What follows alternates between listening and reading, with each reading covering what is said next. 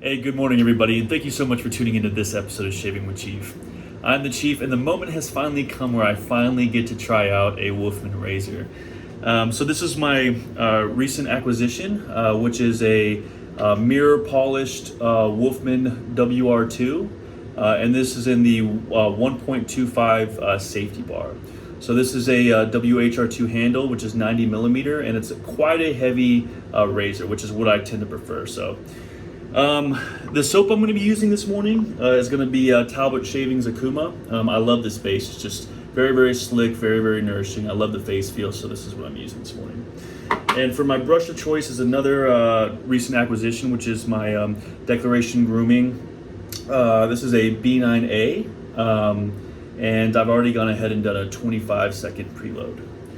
If you've noticed, my background's a little bit different. I'm on the island right now. I'm just not going to wait till I get home in my own den to do this first impressions video, this razor. I've been waiting way too long for this, so I'm sorry about the busted ass paper towel roll and all the noise in the background, but it is what it is. So for the blade, I'm actually going to be using a Gillette Nacet, and I haven't loaded it yet because I wanted to show you all something interesting.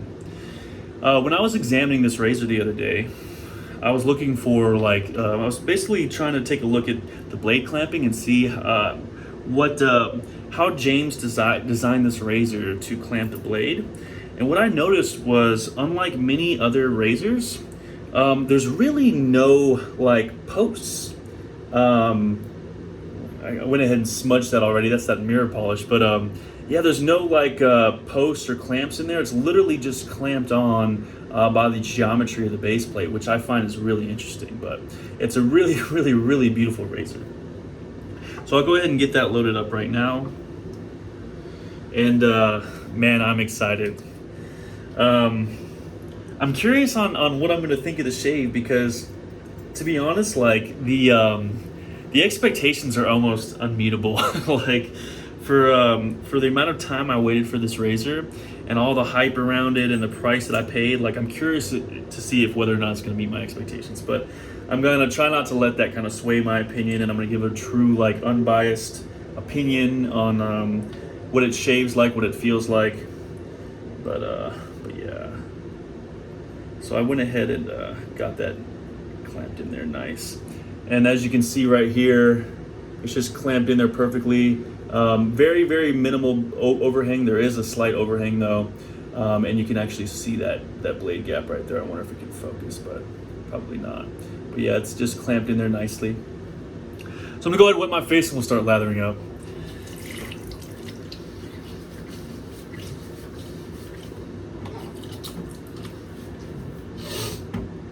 All right, and I haven't used this brush on my channel yet. And I have to say that I really didn't think that I was going to like the B9A, simply because it's known to be not quite as soft as some of his other knots. I'm a big fan of the B6, which is a super soft knot. I really like the B9B. But this B9A is actually really, really well rounded, and it feels really good on the face. It's just a good amount of scrub, a really good amount of backbone and flow through. And these Jefferson handles are really, really comfortable. I was lucky enough to acquire one of these on the most recent brush drop, along with Jack over at the virtual groom room. But yeah, I'm just building a pretty insane lather right now. Just have some fun with it. But yeah, I've been waiting, ever since I started wet shaving, I wanted to try one of these razors. They're just so legendary in our community. People talk about how the craftsmanship and the polish and the shave is just can't be matched. And that just really sparks my curiosity. Despite it being a really expensive razor and really kind of hard to find,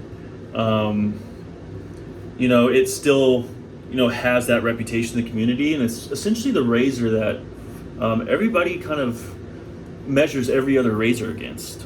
All the kind of high end, artisanal razors are all measured against this razor. Like, okay, what's it feel like compared to the WR2? What's it compared? How's it feel, compared against the WR1? Is it as smooth and as efficient as the Wolfman? So to be able to use this razor this morning is really, really exciting.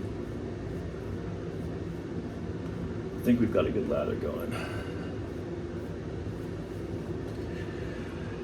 All right, so let me rinse my hands and we'll start shaving.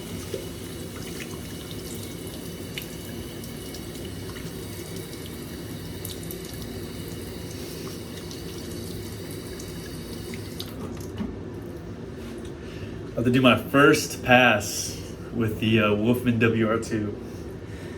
Man, it's been a long time coming. It's such a beautiful razor. It might take me a minute to kind of find the angle too, so I'm gonna try not to judge it too quickly.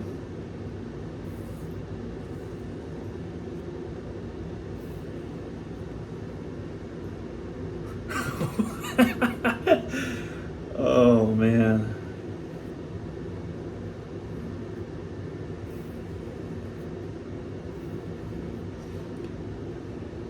I'm gonna hold my opinion for now. Oh.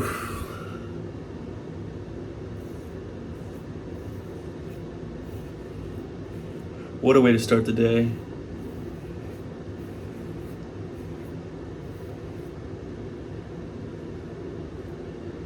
That is absolutely incredible.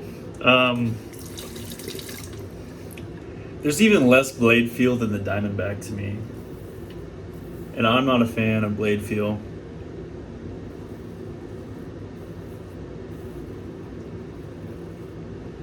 It's just, so this was 24 hours growth. If you're familiar with my channel, I do a 2-pass shave.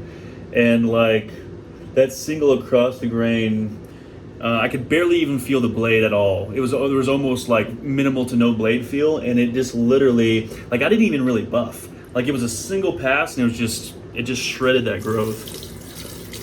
For it to be that efficient and that smooth is insane.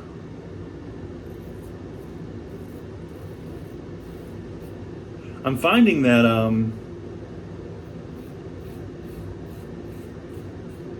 for me at least, it seems like it wants to ride the top cap a little bit. This is about as shallow of an angle as I want to take it. There is just probably what I would consider the perfect amount of blade feel. I feel the blade is barely there, but it's less than the Carbon, less than the Diamondback.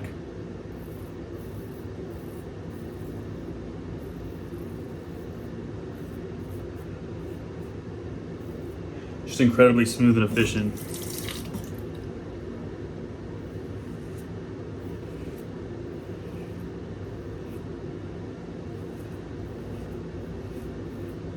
This handle is heavy though. It's really heavy. If you're looking at getting a razor similar to this one, I might actually advise you to get a hollow handle. It's a very, very hefty razor, and I can definitely feel it on this pass down here.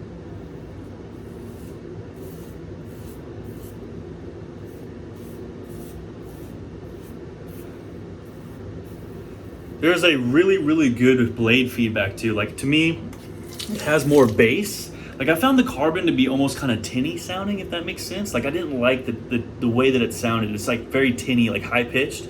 This seems deeper, which I appreciate.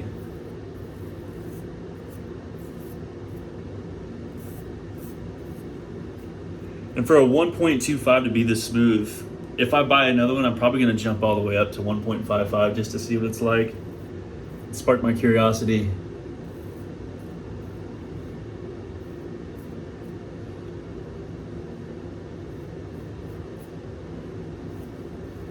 All right, great first pass. Let me go ahead and rinse off my face, and we'll get lathered up.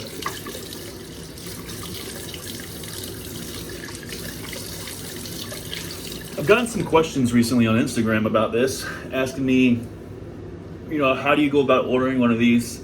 It's not completely clear on the website. First of all, the prices on the website are in CAD. They're not in dollars, so don't be shocked by the prices that you see. There is an order form that you go and you fill out on the website itself. And what happens is you fill out this order form, and you choose all your options. You choose your handle, you choose your polish, you choose your head, whether or not you want to go to a WR1, WR2, and then you submit the form and you get a confirmation via email. Once that happens, in anywhere from really 6 months to a year, the average has been 8. You'll get, by the way, I cut off a pimple right there that wasn't due to the razor. You get another email from James that basically asks you to confirm your configuration. For me personally, I literally changed everything. I changed the blade gap, I changed the handle, I wanted a base originally, now I didn't get a base. So you have an opportunity to wait 6, 8, 10 months, whatever, to decide on, to do your research, figure out what you want, really kind of lock in the exact configuration. And then at that time, once you confirm your configuration with James, he'll send you a PayPal invoice. So you actually don't pay until your order pops, which is a good thing. I cannot stand companies that require you to pay in advance. I'd rather pay once my order pops. So yeah, and then it takes them about a week to make your razor, and then if you do UPS shipping to the United States, it took me exactly a week to receive it.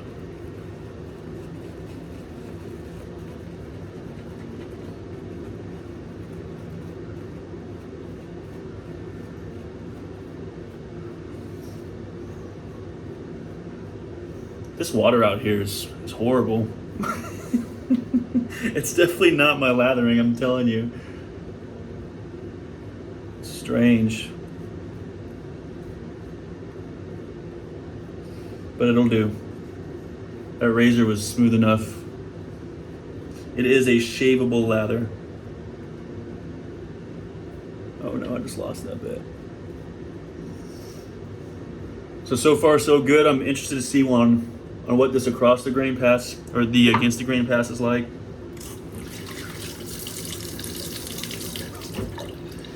Let me clean up just a little bit. All right.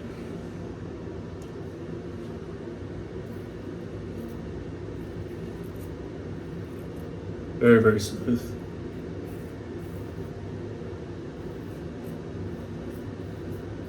Yeah, it's like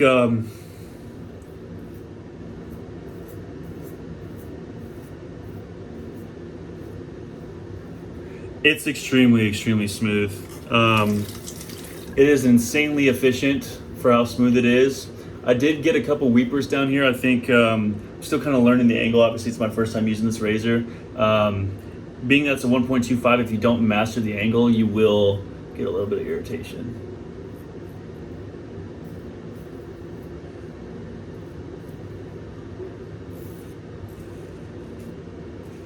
So what I'm going to do for this against the grain is I'm not going to do any buffing strokes. I'm curious to see, just how efficient and smooth it is.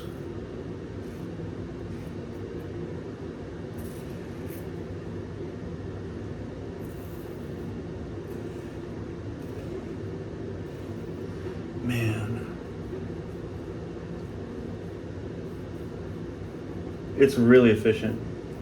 Honestly, if you're thinking about getting a Wolfman, I would say that this is the perfect gap for me. I'm very happy that I got this gap. I like aggressive or more efficient razors. I like very efficient razors.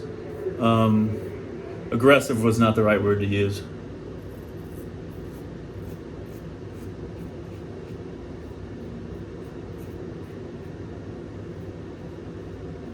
But yeah, like right here, I can't even feel anything but that sidebar.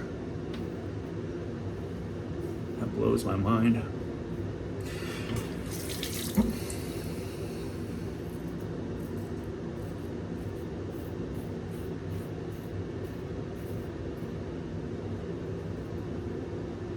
It's perfect. It's perfect for me.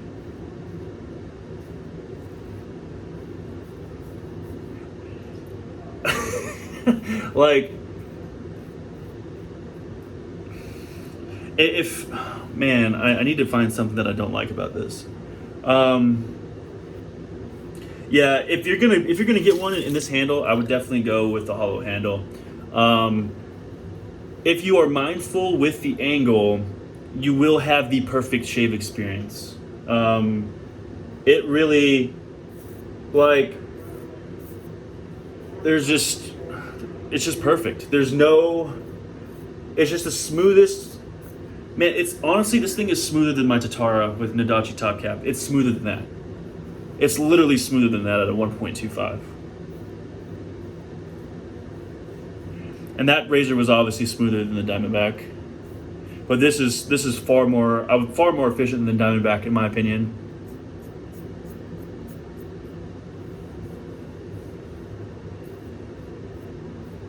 Phenomenal. Yeah, this is a great razor. Absolutely, and I understand now why it's so legendary in the community. It does live up to the hype. No question about it.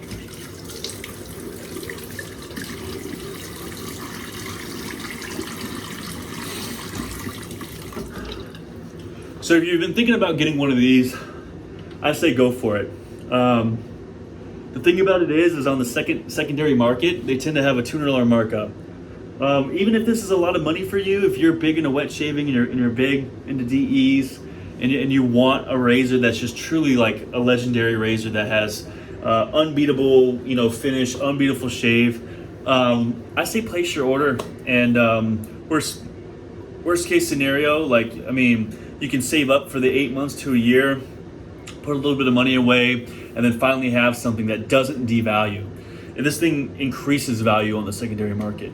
If you decide you can't afford it, you don't want it at the time, you can just delay your order. He gives you the option of delaying your order when your order pops.